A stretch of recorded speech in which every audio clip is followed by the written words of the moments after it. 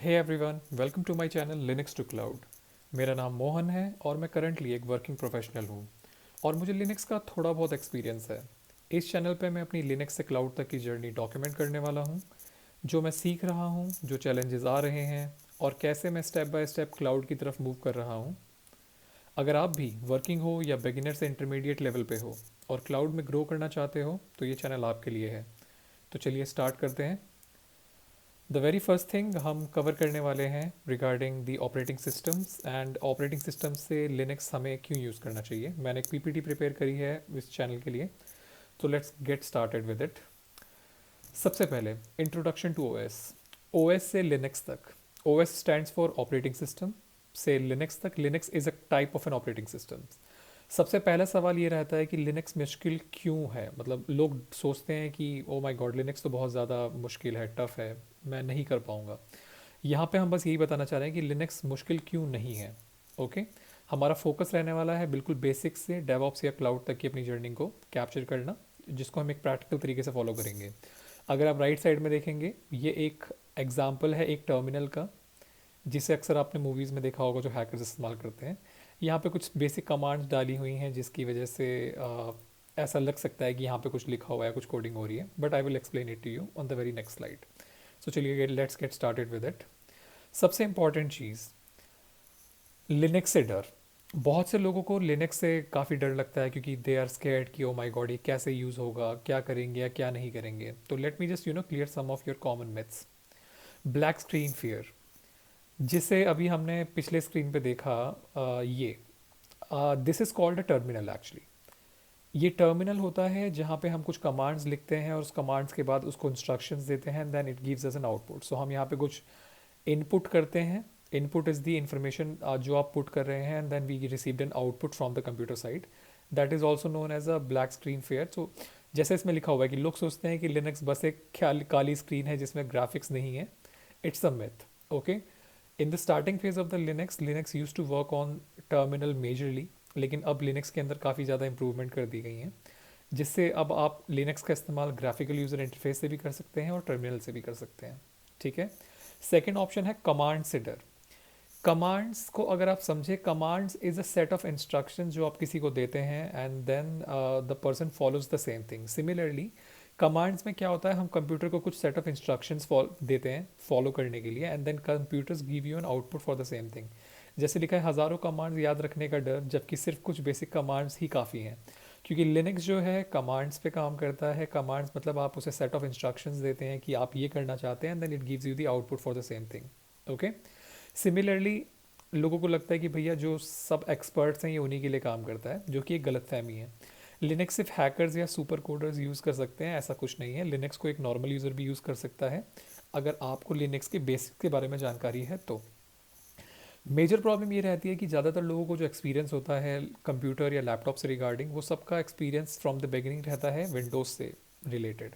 जैसे कि हम लोगों ने डिस्कस किया ऑपरेटिंग सिस्टम, तो इंडिया में जो most famous operating system use किया जाता है, नॉट अक्रॉस इंडिया, ग्लोबली, उनमें विंडोज़ और मैक ओएस का नाम सबसे ज़्यादा आता है। जो आईफोन के लाइक एप्पल के जो कंप्यूटर होते हैं उन्हें मैक कहा जाता है, माइक्रोसॉफ्ट के कंप्यूटर्स को विंडोज़ कहा जाता है।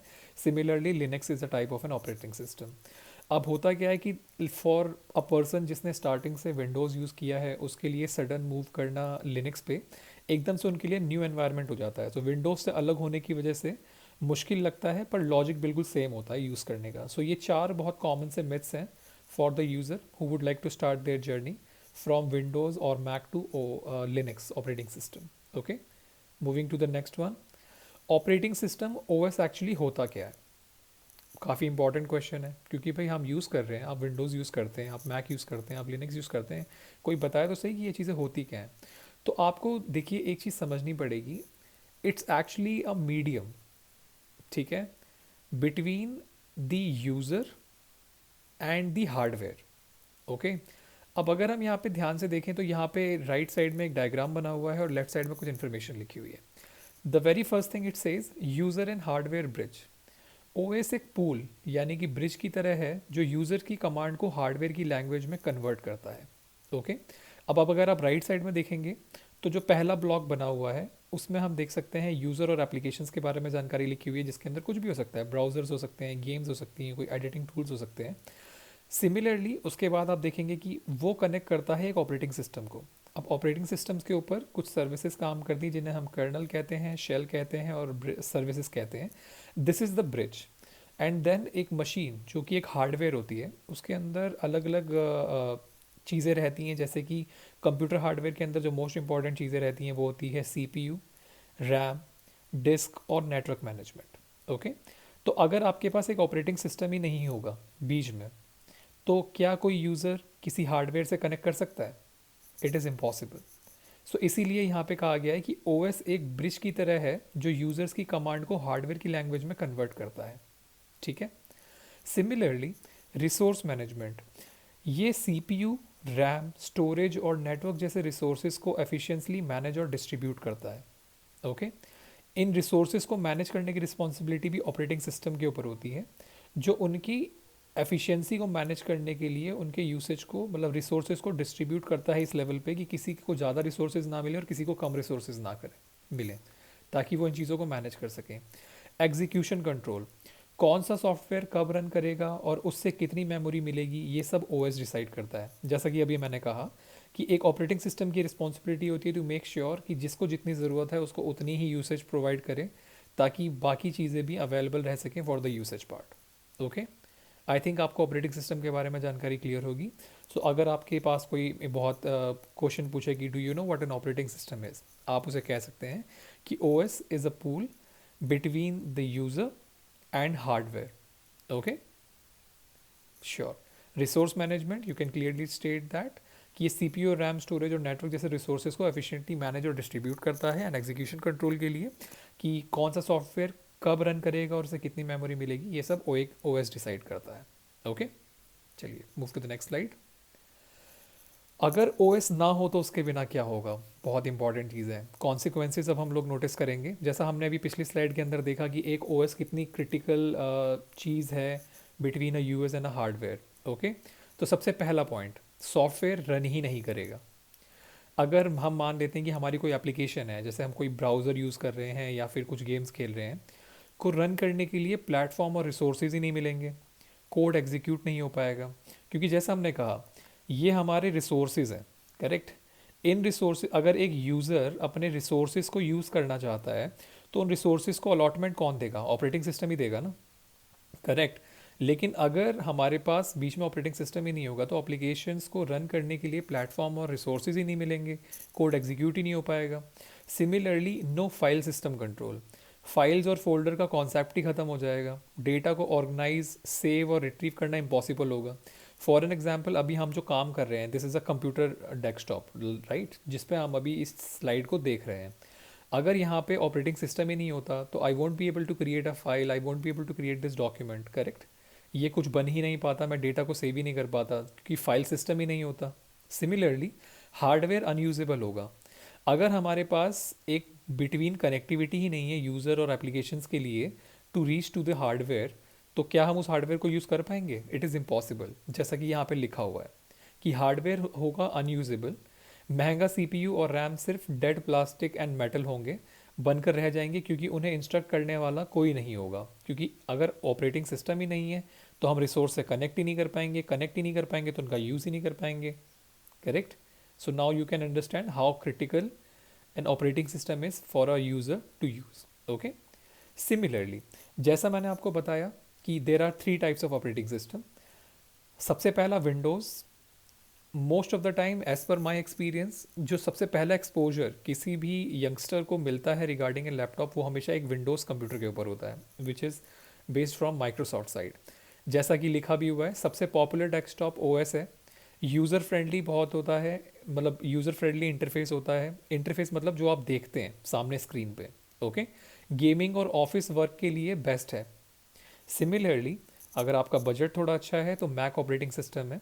मैक ऑपरेटिंग सिस्टम हार्डवेयर के लिए ऑप्टिमाइज्ड रहता है, क्रिएटिव प्रोफेशनल्स और डिज़ाइनर का फेवरेट है। यानी जो क्रिएटिव लोग होते हैं एंड द डिज़ाइनर्स जो इसको ज़्यादा प्रेफर करते हैं for their designing and stability. Similarly Linux, Linux जो है सर्वर्स और क्लाउड की दुनिया का राजा है। आप ये कह सकते हैं कि सब कुछ ही लिनक्स पे डिपेंडेंट है। करेक्ट। ऑटोमेशन, सिक्योरिटी और परफॉर्मेंस के लिए नंबर वन है। देखिए, आप फोकस कीजिएगा यहाँ पे, कितनी इंपॉर्टेंट चीज़ों में उन्होंने कैटेगरी को डिफाइन किया है। सबसे पहले विंडोज़ को लिखा हुआ है कि यूज़र फ्रेंडली होता है, यानी कि एक यूज़र अगर बिल्कुल फ्रेशर लेवल पे स्टार्ट कर रहा है तो उसके लिए काफ़ी अच्छा रहता है इसका इंटरफेस। और जो लोग गेमिंग को प्रेफर करते हैं या फिर जो ऑफिस वर्क के लिए रहता है वो बेस्ट रहता है। सिमिलरली मैक ओएस को डिपेंड कर दिया है प्रोफेशनल्स यानी क्रिएटिव प्रोफेशनल्स और डिज़ाइनर्स के लिए। एंड लिनक्स को जो साफ स्पेसिफाई किया गया है कि सर्वर्स और क्लाउड की दुनिया का राज है। क्लाउड, आपको पता है क्लाउड आज के टाइम पे सारी की सारी चीज़ें क्लाउड पे काम होने लग गई हैं। हम लोग सब कुछ वर्चुअली यूज़ कर रहे हैं। सिमिलरली अगर आप किसी टास्क को ऑटोमेट करना चाहते हैं, ऑटोमेट मतलब कि मैंने इसको ऐसा प्लान प्रोग्राम कर दिया है कि वो ऑटोमेटिकली हैपन हो जाएगा।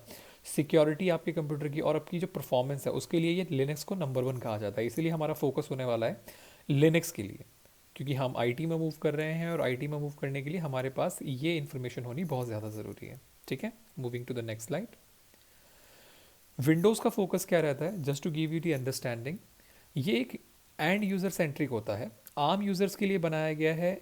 इसे यूज़ करना बहुत आसान और इंट्यूटिव है। Okay, G U I noise driven है। इसके अंदर बेसिकली क्या होता है, एक यूज़र जो है स्क्रीन पे देख के अपने माउस को इधर उधर क्लिक करके इन चीज़ों को एक्सेस कर सकता है। जैसे अभी मैं आप देख सकते हैं कि मैं लिनक्स इस्तेमाल कर रहा हूँ, लेकिन मैं अपने माउस का इस्तेमाल भी कर रहा हूँ to show you the slides and the information. Okay, graphical interface जिसे जी कहा जाता है, G stands for graphical user interface में है।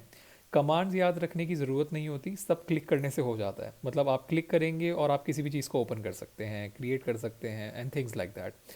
पर्सनल ऑफिस यूज़ के लिए बेस्ट है। एम एस ऑफिस और प्रोडक्टिविटी टूल्स के लिए स्टैंडर्ड चॉइस है।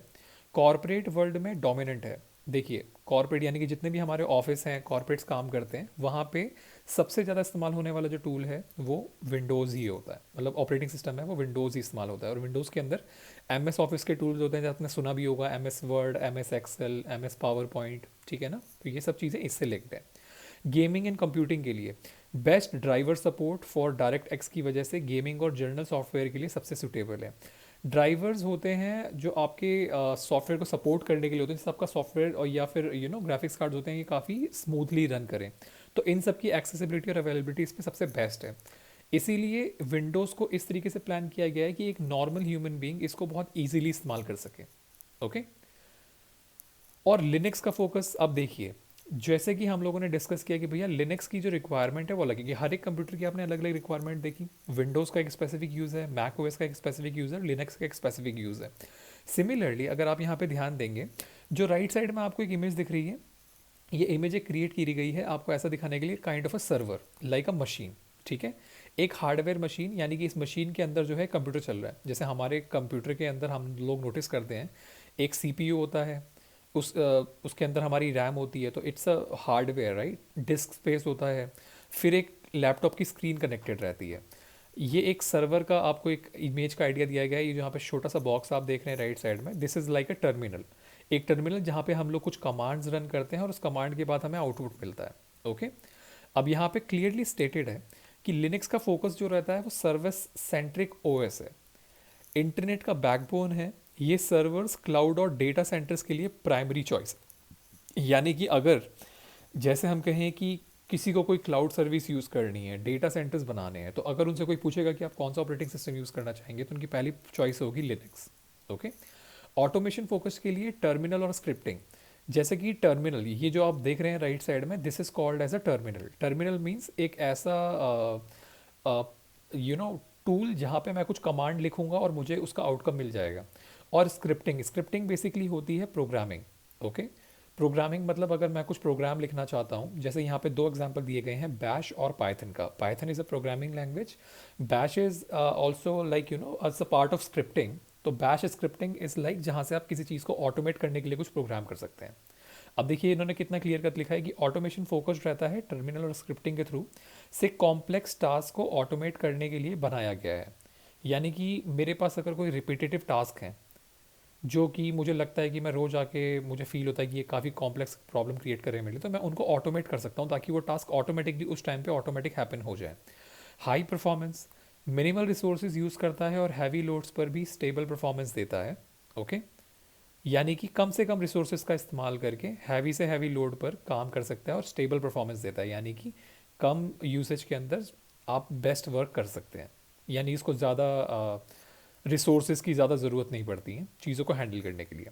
सबसे इम्पॉर्टेंट 24/7 अप टाइम, सालों तक बिना रिस्टार्ट किए चलने के लिए डिज़ाइन किया गया है, यानी कि सर्वर रिलायबिलिटी। यानी कि अगर आप चाहें तो आपने एक लिनक्स के सर्वर को आज चालू कर दिया और अगर आप उसे सालों तक बंद नहीं करेंगे तो भी उसमें कोई प्रॉब्लम नहीं आती। ठीक है। फॉर एन एग्जाम्पल यहाँ पे देखिए एक कमांड लिखी हुई है, up time. Up time is a command ये देखने के लिए कि मेरा जो सर्वर है या फिर मेरा जो कंप्यूटर है वो कितनी टाइम से ऑन है। यहाँ पे दिखा रहा है कि ये कमांड एग्जीक्यूट हुई है 2:23 और 5 सेकंड पे, और ये कंप्यूटर अप है 420 दिन से, 2 घंटे 15 मिनट बाय वन यूज़र। ठीक है। अभी हम बस इसी कमांड पे ध्यान रखेंगे, बाकी कमांड्स के बारे में हम आगे पढ़ेंगे। अब देखिए प्रैक्टिकल यूसेज अगर हम समझाएंगे तो रियल वर्ल्ड में लिनक्स का इस्तेमाल कितना क्रिटिकल और इम्पॉर्टेंट है। वेब सर्वर्स इंटरनेट का बैकबोन है। ये अपाचे और एनजिनिक्स जो होते हैं वेब सर्वर्स होते हैं, जैसे पॉपुलर सर्वर्स को भी लिनक्स पर ही स्मूथली रन करते हैं। हम इनके बारे में अभी आगे पढ़ेंगे, अभी आप बस ये समझिए कि कुछ वेब सर्वर्स होते हैं जो कि लिनक्स की प्रेफर्ड चॉइस है। And it's not only these, जैसे कि यहाँ पे क्लियर कट लिखा हुआ है कि मेजर जो होते हैं यूज़ केस हमारे वेब सर्वर्स के, उसमें एनजिनिक्स और अपाचे यूज़ किया जाता है। और यहाँ पे क्लियरली स्टेटेड है कि वेब सर्वर्स के लिए इंटरनेट का जो बैकबोन है अपाचे और एनजिनिक्स जैसे पॉपुलर सर्वर्स, क्योंकि ये दोनों ही बहुत ज़्यादा पॉपुलर सर्वर्स हैं, लिनक्स पर ही स्मूथली रन करते हैं। यानी कि ये सर्वर्स बने ही इस तरीके से हैं कि इनके ऊपर वेब सर्वर्स को बहुत ईजिली इस्तेमाल करा जा सके। अब देखिए कितनी इंपॉर्टेंट चीज़ है कि क्लाउड प्लेटफॉर्म, आज के टाइम पे हमारे पास 3 जाइंट क्लाउड प्लेटफॉर्म्स हैं, AWS, Amazon web services, Azure Microsoft का क्लाउड है, and Google cloud is linked with Google. इनका जो पूरा का पूरा इंफ्रास्ट्रक्चर ही डेवलप हुआ है वो सब कुछ लिनक्स पर ही बना हुआ है। देखो उनका बेस क्या है, लिनक्स है। कितनी इंपॉर्टेंट चीज़ है, यानी कि हम जो क्लाउड के सर्विसेज को आज के टाइम पे इस्तेमाल कर रहे हैं वो सब कुछ लिनक्स पर ही बेस्ड है। Okay. Back end of the application, आपको पता है जब भी कोई एप्लीकेशन बनती है तो उसके दो पार्ट्स होते हैं, फ्रंट एंड और बैक एंड। तो जैसे कि देखो कितने बड़े बड़े ब्रांड्स के बारे में स्पेसिफाई है कि फेसबुक, नेटफ्लिक्स और बड़ी बैंकिंग एप्स का जो कॉम्प्लेक्स बैक एंड होता है वो लिनक्स सर्वर पर ही चलता है। तो अब आप समझिए कि ये कितना डिपेंडेंसी है लिनक्स के ऊपर, and it is always enterprise ready. ठीक है। सिमिलरली एंड्रॉयड एंड IoT, अब आप लोग मोबाइल तो यूज़ करते ही होंगे, तो आपका जो एंड्रॉयड फ़ोन है लिनक्स कर्नल ही यूज़ करता है। We will learn about kernel in the upcoming days. Okay. Similarly smart devices IoT भी लिनक्स बेस्ड होते हैं। आपने देखे हैं आजकल हर एक चीज़ के अंदर जो है स्मार्ट डिवाइसेस को अटैच कर दिया, जैसे आपके फ्रिज आजकल स्मार्ट हो गए हैं, आपकी वॉशिंग मशीन स्मार्ट हो गई हैं, तो every thing is based on Linux. So now you can see web servers में 90% मार्केट शेयर है लिनक्स का। सिमिलरली क्लाउड की जो फाउंडेशन है वो लिनक्स पे बेस्ड है। एंटरप्राइज रेडी है क्योंकि मेजर बैकएंड्स एप्लीकेशन जो मतलब जो भी ऐप्स होती हैं उनका जो बैकएंड मेजरली डिपेंडेंट होता है लिनक्स के ऊपर। सिमिलरली एंड्रॉयड और IoT लिनक्स पर ही बेस्ड है। ओके। सो ये हमारे पास कुछ एग्जाम्पल्स थे for the real world Linux usage. Moving to the next part, Linux क्यों स्पेशल है, ओवरव्यू। ये काफ़ी इंपॉर्टेंट चीज़ है। अगर कोई आपसे पूछे कि वाई लिनक्स, आपको लिनक्स ही क्यों चाहिए, तो सबसे पहले आप उन्हें बता सकते हैं कि दैट इज़ ओपन सोर्स।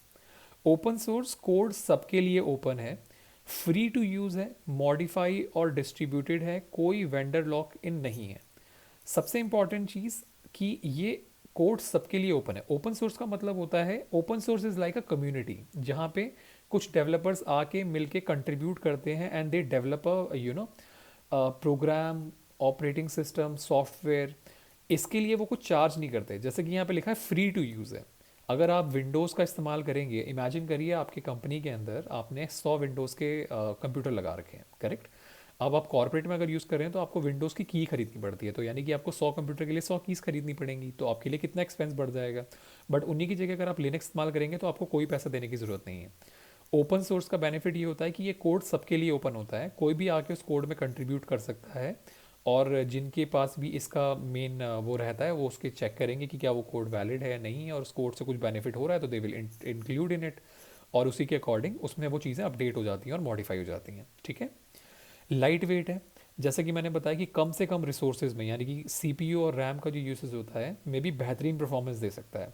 पुराने हार्डवेयर पर भी फास्ट चलता है, यानी कि अगर आपका हार्डवेयर ओल्ड एडिशन का भी है तो भी आपको घबराने की ज़रूरत नहीं है, आपका सिस्टम जो है अच्छे तरीके से काम करेगा।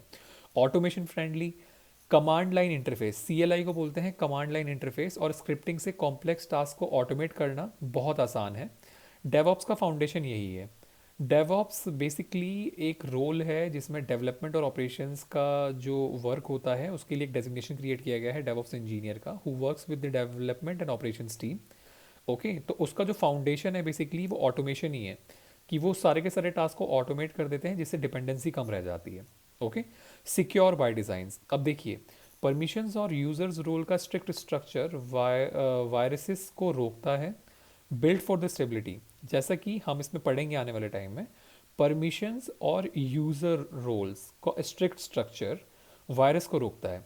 लिनक्स के अंदर परमिशंस और सिक्योरिटी का बहुत ज़्यादा ध्यान रखा गया है, इसीलिए आपका सिस्टम जो होता है मेजर सेफ रहता है, और हमारा जो स्ट्रक्चर इस तरीके से डेवलप होता है कि जिससे हमारे वायरस का खतरा जो है होता है बहुत ज़्यादा कम हो जाता है। Okay, and it is build for stability. Moving to the next slide. Open source के एडवांटेज क्या होते हैं? देखिए, वही वाले पॉइंटर्स वापस आ गए हैं। फ्री टू यूज़ है, कोई लाइसेंस कॉस्ट नहीं है, आप इसे फ्रीली डाउनलोड, यूज़ और डिस्ट्रीब्यूट कर सकते हैं बिना किसी हिडन चार्ज के, यानी कि zero cost. No vendor lock in है, आप किसी एक कंपनी जैसे माइक्रोसॉफ्ट या एप्पल पर निर्भर नहीं हैं, आपके पास पूरा कंट्रोल है, यानी कि फ्रीडम। हाईली कस्टमाइजेबल, ओएस के हर हिस्से को अपनी ज़रूरत के हिसाब से बदल सकते हैं, यूआई से लेकर कर्नल तक, यानी कि फ्लेक्सिबिलिटी आपको मिलती है। और कम्युनिटी ड्रिवन, दुनिया भर के डेवलपर्स इससे इम्प्रूव करते हैं जिससे प्रॉब्लम जल्दी फिक्स होती है और इनोवेशन फास्ट है। सो now you see the best thing about open source. हम क्यों ओपन सोर्स को चूज़ करते हैं? क्योंकि ये फ्री टू यूज़ है, इसमें हम किसी वेंडर पे डिपेंडेंट नहीं रहते, हम इसे हाईली कस्टमाइज कर सकते हैं, और ये कम्युनिटी ड्रिवन है, ठीक है, यानी कि इसकी काफ़ी बड़ी कम्युनिटी है। सिमिलरली, परफॉर्मेंस की अगर हम बात करेंगे तो लाइट वेट एंड फास्ट है, लो रिसोर्सेज यूसेज है, बहुत कम रैम और सीपीयू पावर यूज़ करता है, आइडल स्टेट में सिस्टम रिसोर्सेज नेग्लिजिबल होते हैं, रन्स ऑन स्मॉल सर्वर्स, यानी कि पुराने हार्डवेयर या छोटे डिवाइसेस, आपने रेस्पबेरी पाई का नाम सुना होगा और आईओटी के बारे में सुना होगा, पर भी स्मूथली रन कर सकता है, ठीक है।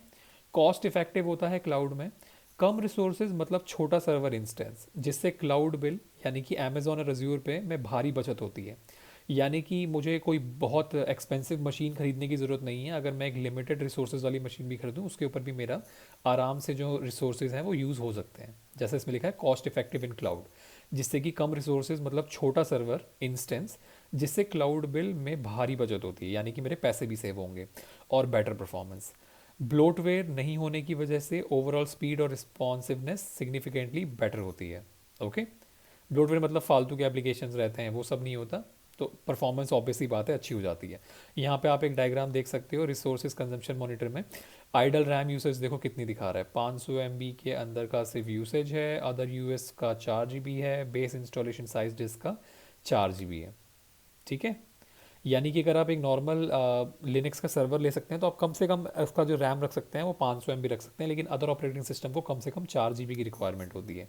सिमिलरली, जो अगर आप एक डिस्क का साइज़ रखते हैं, लिनक्स के लिए आपको मिनिमम साइज़ चाहिए होता है 4 GB का, लेकिन और कोई ऑपरेटिंग सिस्टम होगा तो उसके लिए आपको कम से कम साइज़ चाहिए होता है 30 GB का। ओके, यानी कि आप देखिए कितना बड़ा डिफरेंस है। अगर ऑपरेटिंग सिस्टम लिनक्स का है तो अगर स्टोरेज 4 GB की है इट विल वर्क, लेकिन अदर ऑपरेटिंग सिस्टम विंडोज़ या ओएस एप्पल है तो 30 GB का रिक्वायरमेंट है। सिमिलरली, रैम 500 MB कम से कम, और अदर ओएस के लिए कम से कम 4 GB। Okay, moving ahead.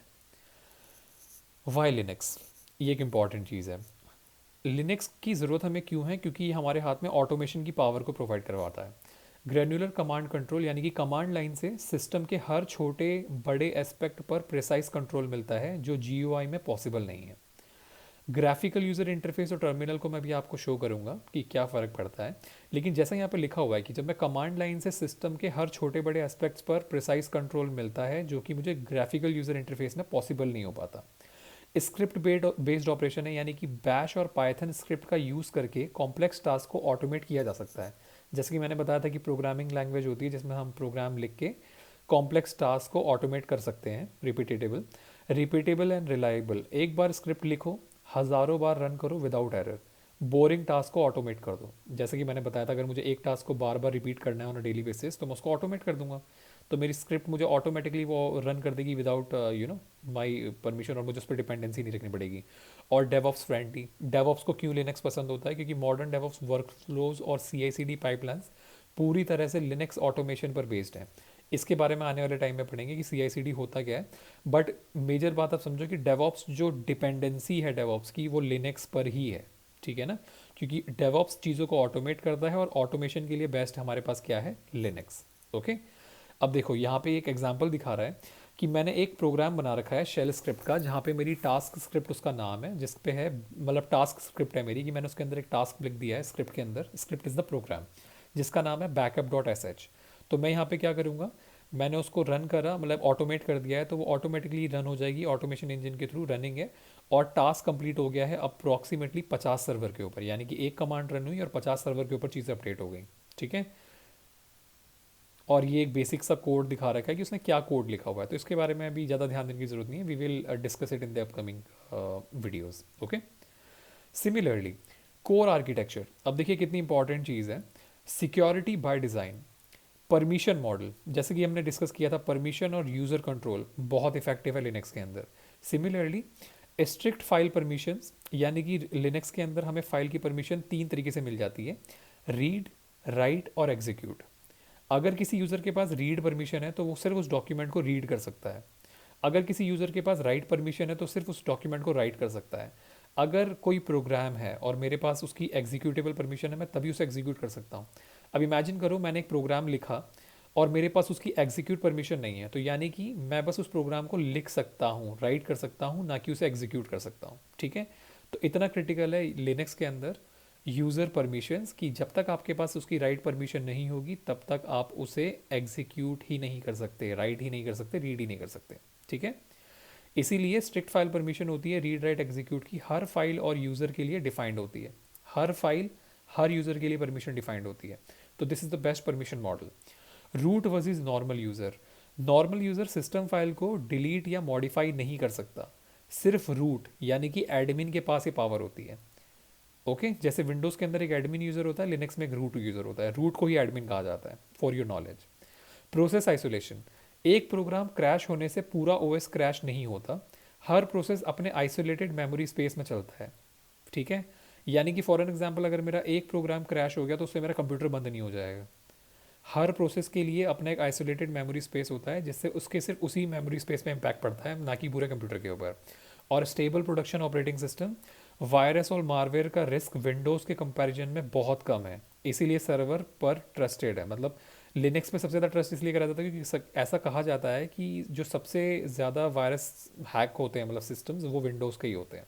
लेकिन लिनक्स के अंदर मॉलवेयर का रिस्क विंडोज़ के कंपैरिजन में बहुत ज़्यादा कम होता है, इसलिए सर्वर्स पर ट्रस्ट ज़्यादा रहता है कि हमारे लिनक्स सर्वर काम करेंगे। अब यहाँ पे आप देखोगे तो एक परमिशन दिखा रखा है, ये एक यूज़र स्पेस है। यूज़र स्पेस पे ये CHMOD बेसिकली परमिशन है 755, आने वाले दिन के इसके ऊपर पढ़ेंगे। फिर यहाँ पे एक सूडो का एक्सेस है, सूडो का एक्सेस मतलब रूट का एक्सेस। अब यहाँ पे changing ownership from root to root, root मतलब एडमिन की एक्सेस की परमिशन दे दी गई है, ये आने वाले टाइम में समझेंगे, but this is just to give you the idea कि देखो सबसे पहले एक यूज़र का स्पेस होता है, उसके बाद एक सूडो का एक्सेस होता है। सूडो का एक्सेस मतलब एक ऐसा यूज़र जिसके पास हमने परमिशन दे रखी है कि वो कुछ स्पेसिफिक टाइप्स ऑफ एक्शन को है परफॉर्म कर सकता है। देन कर्नल स्पेस पे ये चीज़ें रन होती हैं, और सिक्योरिटी के लिए एक आपको एक डायग्राम दिखा रखा है, ठीक है। Moving ahead, okay, industry standard के हिसाब से डेवऑप्स एंड क्लाउड। डेवऑप्स जैसे कि मैंने बताया है कि एक डेजिग्नेशन है जिसमें डेवऑप्स और ऑपरेशंस को मिलके काम करा जाता है और एक क्लाउड पे ज़्यादा काम रहता है। तो इसकी डिपेंडेंसी इतनी ज़्यादा क्यों है? डेवऑप्स पे इस्तेमाल होने वाले कुछ इंपॉर्टेंट टूल्स हैं, जैसे डॉकर, क्यूबरनेटिस, CI/CD पाइपलाइन के लिए जेनकिंस, और आजकल गिट CI/CD भी आ रखा है। And similarly cloud infrastructure, so let's read about it. So Docker basically it's a kind of a tool जो हमें कंटेनर्स प्रोवाइड करवाता है। आने वाले दिनों में इसके बारे में पढ़ेंगे। सो डॉकर प्राइमरीली लिनक्स पर रन होता है, इसका core architecture Linux feature, name space और सी ग्रुप्स पर बेस्ड है। देखो कितनी इंपॉर्टेंट चीज़ है कि कंटेनराइजेशन का एक पूरा का पूरा जो टूल है वो प्राइमरीली बेस्ड ही लिनक्स के ऊपर है, यानी कि इसकी डिपेंडेंसी लिनक्स पे बहुत ज़्यादा है। Similarly Kubernetes cluster Linux colonel's के साथ हाईली ऑप्टिमाइज होते हैं। प्रोडक्शन एनवायरनमेंट हमेशा लिनक्स यूज़ करता है, सी, यानी कि इनको लिनक्स कर्नल के साथ ऑप्टिमाइज होने के बाद ये हाईली ऑप्टिमाइज रहते हैं और परफॉर्मेंस इनका बेटर रहता है। और प्रोडक्शन एनवायरनमेंट हमेशा लिनक्स यूज़ करता है। तो ऑर्केस्ट्रेशन यानी कि एक तरीके से आप कनेक्टिविटी समझो कि कितनी बेटर है क्यूबरनेटिस की। सिमिलरली CI/CD पाइपलाइंस, बिल्डिंग और deployment server, Jenkins, GitLab runners mostly Linux based होते हैं ताकि ऑटोमेशन स्क्रिप्ट स्मूथली चलें, ऑटोमेट होने के लिए। और क्लाउड का इंफ्रास्ट्रक्चर जो हमने ऑलरेडी डिस्कस किया था कि AWS, अज्योर और GCP पर मेजॉरिटी वर्चुअल मशीन जो हैं वो लिनक्स की होती हैं क्योंकि ये सिक्योर और कॉस्ट इफेक्टिव है। ठीक है। अब देखो डेवऑप्स के जो मेजर 4 इंपॉर्टेंट चीज़ें हैं, क्लाउड हो गया, क्लाउड पे होने वाली चीज़ों में कंटेनर हो गए, क्यूबरनेटिस हो गया और CI/CD पाइपलाइन हो गए, सबकी डिपेंडेंसी किस पे है? लिनक्स के ऊपर। So now you are understanding कि why the Linux part is so critical. Okay, moving ahead. अब सबसे बड़ी बात जो चैलेंजेस आते हैं कि भैया लिनक्स मुश्किल लगता ही क्यों है, कि यार ऐसा क्या है। हमें जैसा मैंने बताया था कि GUI की स्ट्रॉन्ग हैबिट यानी कि ग्राफिकल यूजर इंटरफेस की, यानी कि चीज़ों को देख के क्लिक करना, फाइल्स पे गए क्लिक करा, ओपन करनी है डबल क्लिक करा, क्रिएट करनी है न्यू फाइल पे गए वहाँ से क्लिक करा, करेक्ट। सो जैसा कि लिखा है कि GUI की स्ट्रॉन्ग हैबिट बनी हुई है हमारी बचपन से ही, तो हमें बचपन से ही विंडोज़ और मैक के ग्राफिकल इंटरफेस की आदत लग चुकी है। क्लिक करना टाइप करने से आसान लगता है, ठीक है ना, जो कि इंपॉर्टेंट चीज़ है। टर्मिनल के बारे में अभी अनफेमिलियरिटी है, यानी हमें ज़्यादा इसके बारे में पता नहीं है। ब्लैक स्क्रीन और ब्लिंकिंग कर्सर देखकर डर लगता है कुछ गलत टाइप किया तो सिस्टम क्रैश हो जाएगा। ये बहुत इंपॉर्टेंट चीज़ है। जब मैंने भी इस चीज़ को सबसे पहली बार देखा था तो मुझे लगता था कि मैंने कुछ गलत लिख दिया और मेरा कंप्यूटर ख़राब हो गया तो मैं परेशान हो जाऊंगा, और ये डर वाजिब भी है। लेकिन डोंट वरी, हम चीज़ों को इस्तेमाल करते करते ही सीखेंगे कि कैसे क्या क्या चीज़ें होती हैं, क्या क्या बनता है। ओके, देन सिमिलरली कमांड्स नए लगते हैं। अब देखो यहाँ पे कुछ कमांड्स के एग्जाम्पल लिखे हुए हैं, जैसे LS is a command, grep is a command, CHMOD जैसे शब्द पहली बार सुनने में एलियन लैंग्वेज लगते हैं, लॉजिक समझने में वक्त लगता है, क्योंकि ऑब्वियसली बात है मुझे पता ही नहीं है ना कमांड्स करती क्या है, तो इसलिए मेरा जो डर होता है वो स्टार्टिंग के लिए रहता है। प्रैक्टिस की कमी, क्योंकि लिनक्स मुश्किल नहीं है, बस नया है। रेगुलर प्रैक्टिस ना होने की वजह से कमांड्स याद नहीं रहती और कॉन्फिडेंस नहीं आता। देखो कितनी इंपॉर्टेंट चीज़ बताइए, GUI की स्ट्रॉन्ग हैबिट है क्योंकि हमने बचपन से विंडोज चलाया है इसीलिए। टर्मिनल के साथ अभी हम थोड़े फेमिलियर नहीं है इसीलिए हमें डर लगता है कि कहीं कुछ गलत ना हो जाए। कमांड्स नए लगते हैं क्योंकि हमें पता ही नहीं था कि कमांड से भी इंस्ट्रक्शन दिए जा सकते हैं। सिमिलरली प्रैक्टिस की कमी है। अब देखो यहाँ पे क्या है, कंफर्ट जोन में, क्योंकि हमने GUI और माउस यूज़ करा है, फेमिलियर है, ईजी है, विजुअल हमें सामने दिखते रहते हैं। बैरियर क्या है, the fear of unknown, no visual commands और सिंटेक्स पता ही नहीं है। और ग्रोथ जोन क्या है, जब तक आप टर्मिनल की पावर को नहीं समझेंगे, ऑटोमेशन को नहीं समझेंगे, कंट्रोल और स्पीड के बारे में नहीं सीखेंगे, तब तक नहीं पता लगेगा। इसीलिए हम कहीं ना कहीं से तो स्टार्ट करने वाले हैं, तो अब हम यहीं से स्टार्ट करेंगे। ठीक है। ट्रूथ वर्सेस मिथ, लिनक्स का reality check. Limited commands, maximum impact. सिर्फ कुछ गिनती की commands LS CD CP grep से ही 80% डेली टास्क कंप्लीट हो जाते हैं। देखो लिनक्स के अंदर हज़ारों कमांड्स हैं, लेकिन यहाँ पे कितना क्लियर कट मेंशन कर रखा है कि हमारे कुछ गिनती की कमांड से हमारा 80% ऑफ जो डेली टास्क होता है वो कंप्लीट हो जाते हैं। जो डर होता है वो थोड़ा कम हुआ ये सुन के क्योंकि ऑब्वियस सी बात है, हमारे पास जो कमांड्स हैं हम सारी कमांड्स का इस्तेमाल नहीं करते, बट कुछ लिमिटेड कमांड्स का रिपीटेड यूज़ करते हैं। Logic repeat itself, pattern same रहता है, एक बार लॉजिक समझ आ गया तो नए टूल्स सीखने ईजी हो जाते हैं। ठीक है। प्रैक्टिस बिल्ड्स कॉन्फिडेंस, कमांड्स रटने की ज़रूरत नहीं है, रेगुलर प्रैक्टिस से मसल मेमोरी बन जाती है। एक टाइम आएगा जब आप कमांड्स को सोचेंगे भी नहीं, अपने आप ही टाइप कर चुके होंगे कंप्यूटर पे, आपको रियलाइज़ ही नहीं होगा लिखते लिखते। ठीक है। Beginner friendly, start small, expert बनने के लिए डे 1 पर सब कुछ आना ज़रूरी नहीं है, जो कि एक बहुत इंपॉर्टेंट चीज़ है। अगर मैंने पहले दिन 5 कमांड्स पढ़ी हैं तो इट्स ओके, मेरे को मेरी कैपेसिटी 5 कमांड्स की, तो मैं 5 कमांड पे फोकस करूंगा। अब एक दिन में 20 कमांड करूंगा तो मेरे को भी कंफ्यूजन होगा, राइट। इसीलिए अब जैसे कि देखो यहाँ पे लिखा है कि thousands of commands not need initially advance system internals, उसके ऊपर फॉर एन एग्जाम्पल हमें फोकस क्या करना है कि एक टर्मिनल पे 20 अगर बेसिक कमांड्स हैं तो मैं 20 कमांड्स को 4 दिन में यूज़ कर लूँगा। पहले दिन 5 कमांड करी, दूसरे दिन 10 कमांड्स कर ली, मतलब 5 जो मैंने पिछले करी थी 5 आज मैंने नहीं कर ली। तीसरे दिन 15 कमांड, यानी 5 नई कमांड और 10 पुरानी कमांड्स, और चौथे दिन 20 कमांड, यानी मैं 4 दिन के अंदर आराम से 20 कमांड्स को पढ़ लूँगा।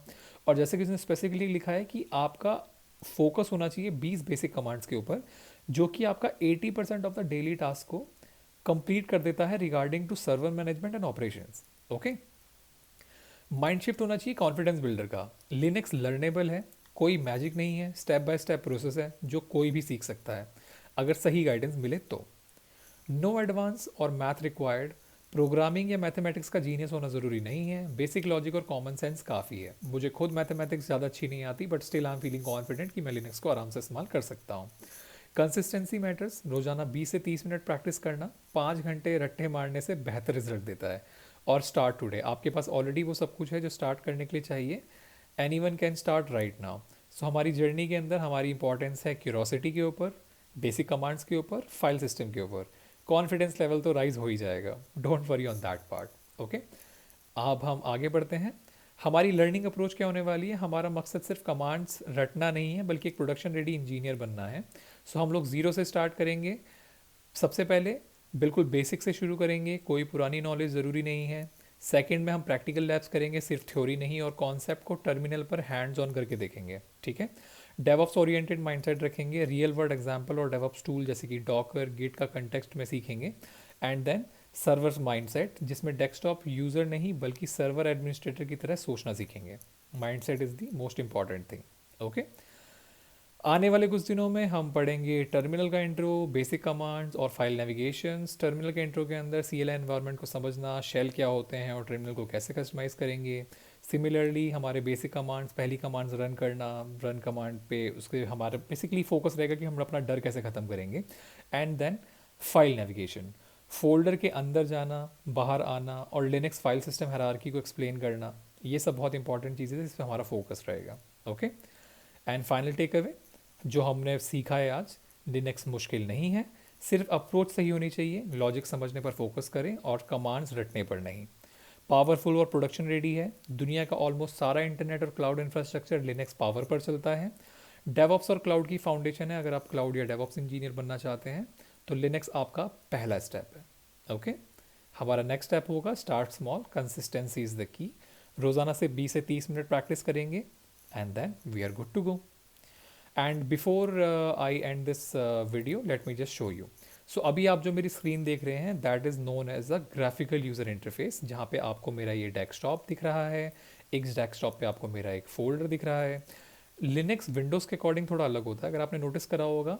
जो यहाँ पे हमारे लेफ्ट में पेन दिखा रहा है, जहाँ पे हमें left pane as in left panel जो दिखा रहा है, यहाँ पे कुछ टूल्स अपडेटेड होंगे, correct.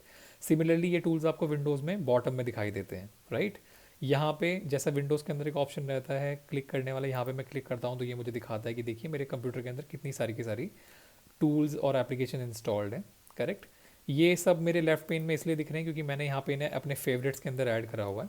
So this is a graphical user interface. अब ग्राफिकल यूज़र इंटरफेस का मतलब है कि फॉर एन एग्जाम्पल अगर मैं यहाँ पे कुछ क्रिएट करना चाहूँ, जैसे विंडोज़ के अंदर होता है, मैंने राइट साइड पे क्लिक करा, अब मैं यहाँ पे न्यू फोल्डर क्रिएट कर सकता हूँ, सेलेक्ट ऑल कर सकता हूँ, ये सारे के सारे ऑप्शन जैसा कि हमें दिखता है। और सिमिलरली फॉर एन एग्जाम्पल, एक डेमो दिखाने के लिए आपको बस बताना चाह रहा हूँ कि how this thing work.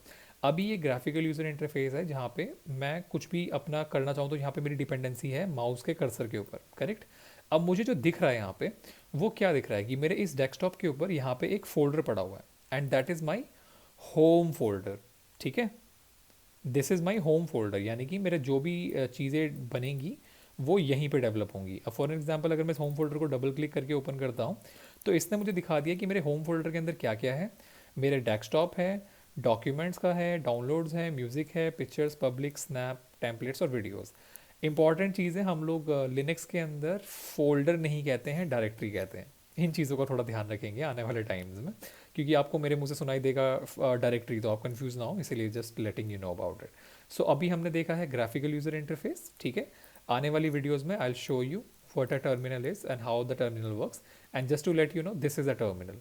Okay, अब जैसा मैंने इस पर क्लिक किया तो this is a terminal. Terminal मतलब जहाँ पे मैं कुछ भी कमांड्स लिख के इस कंप्यूटर से रिलेटेड कोई भी इंफॉर्मेशन को कैप्चर या ग्रैब कर सकता हूँ। ठीक है, मैं इसमें एक इनपुट दूंगा कोई कमांड लिख के, और उसके बाद वो मुझे बताएगा कि ओके जी आप हैं the user of this particular computer. अब फॉर एन एग्जाम्पल एक बहुत बेसिक का command just to show you, मैंने इससे पूछा who am I. Who am I is a command to see कि आप कौन से यूज़र पे कनेक्टेड हैं। तो मैंने इस पर लिखा हु एम आई। ओके, तो जैसे ही मैंने इस पर एक इनपुट दिया हु एम आई का, जैसे ही मैं इस पर एंटर करूँगा, उसने मुझे बताया कि आपका जो यूज़र है उस यूज़र का नाम है Linux to cloud, and Linux to cloud is also our handle name on YouTube. So please connect us and do join us for the next video. And if you like the video, please like it, share and subscribe. And thank you so much for connecting. Let's meet on the next video. Bye.